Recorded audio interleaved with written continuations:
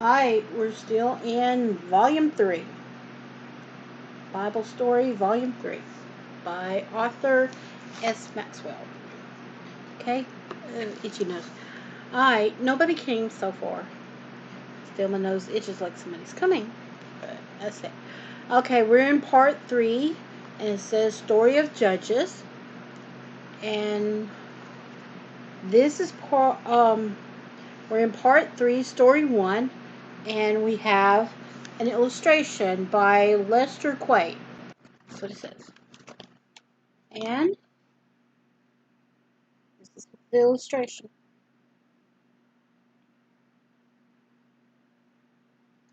Okay. On the illustration, it has the walled cities of the Canaanites, the Sea of Galilee, Balaam meets the angel when he met the angel, Mount Ebal, Mount Gerizim, the tent cities, tabernacle at Shiloh, the land of giants, the fall of Jericho, the Gibeonites, crossing the Jordan, River Jabbok, Baal worship, River Arnon, the River Arnon, the Dead Sea, and it says the settlement of Canaan under Joshua's leadership. And then the quote says, after crossing the Jordan and overcoming the giants in their walled cities, the Israelites set up their tabernacle, made friends with Gibeon, and richly prospered as God had promised. So they made a lot more money than what they're supposed to, or make money like they like prosper. You make it any way you want. I'm still wiping off these things. Okay, part 3, story 1, the place of weepers. Yeah, the place of weepers. When the tribe of Israel were given the land of the Canaan, it was with the understanding that they were to drive out the rest of the wicked people they found there, smash their idols, and break down their altars. They were to create a Palestine, a pure. They were to create in Palestine a pure and holy nation that would glow with the glory of God in all in an evil world. But did they do that? Did they got tired too soon. Eager to build homes for themselves and begin farming again, they found all sorts of excuses for not doing exactly what God, through Jonah, through Joshua, told them to do. The tribe of Judah, we read, drove out the inhabitants of the mountain, but could not drive out the inhabitants of the valley, because they had chariots of iron. But what had the chariots of iron to do with it? Could not God have found a way to deal with them, as he helped Israel through the Red Sea and Jordan? The first chapter of Judges is a long story of failure. And then we turn the page. Neither did Manasseh drive out the inhabitants of Bethsharon. Bethsharon. That's what it says. Neither did Ephraim drive out the Canaanites that dwelled in Gezer. Neither did that's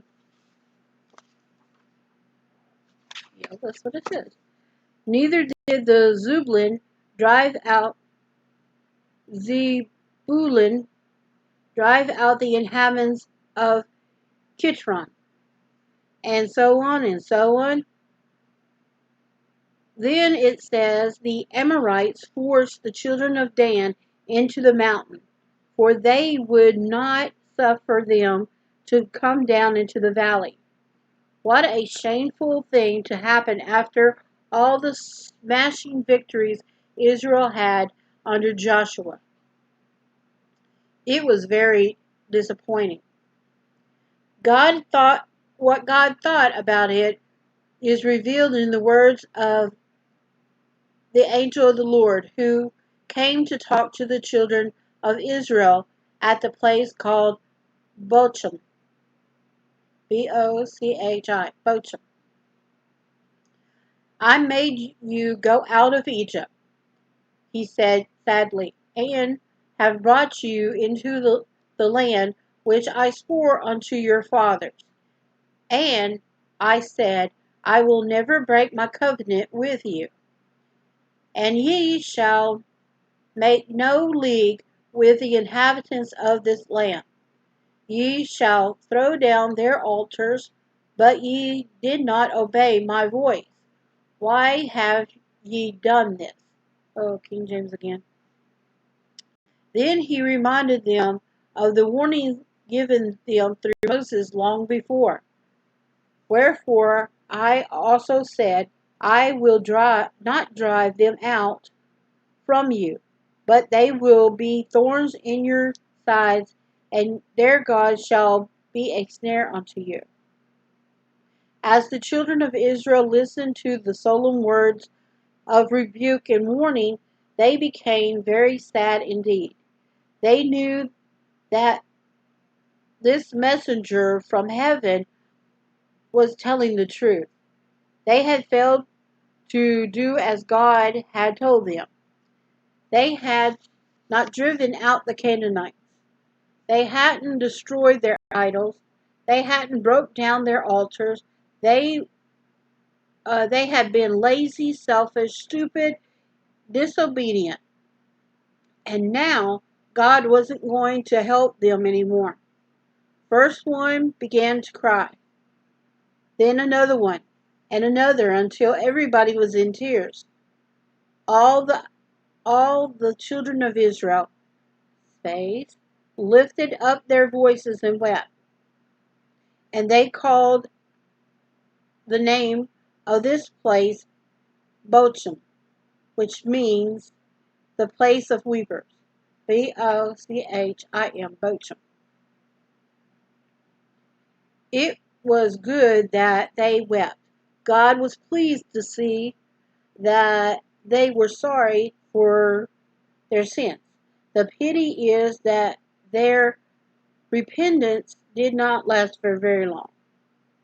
All too soon they again did evil in the sight of the Lord and served Balaam. At Balaam, Baalim.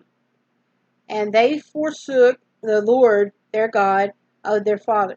Forsook the Lord their God of their fathers, which brought them out of the land of Egypt, and followed other gods.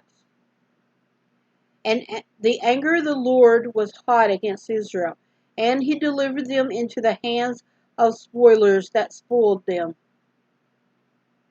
And he sold them into the hands of their enemies round about. Space. Whithersoever they went out, the hand of the Lord was against them for evil, as the Lord had said, and as the Lord had sworn unto them. They were greatly distressed. Sad, sad day. It is hard to think that a people who had seen the Lord do so many wonderful things for them could forget him so quickly. But they did, and what a price they had to pay. Before long, every city that they had built, or every home they had dwelt in, became a Bochum, a place of sorrows. What lesson for us all? May we never forget the Lord. And then down at the bottom, it has 2-pager. It's them crying. And them looking on. And then that's them not doing what they should do. Okay. And that was part 3, story 1. Now I'm gonna break it, and then we'll go to the next one. See you in a bit.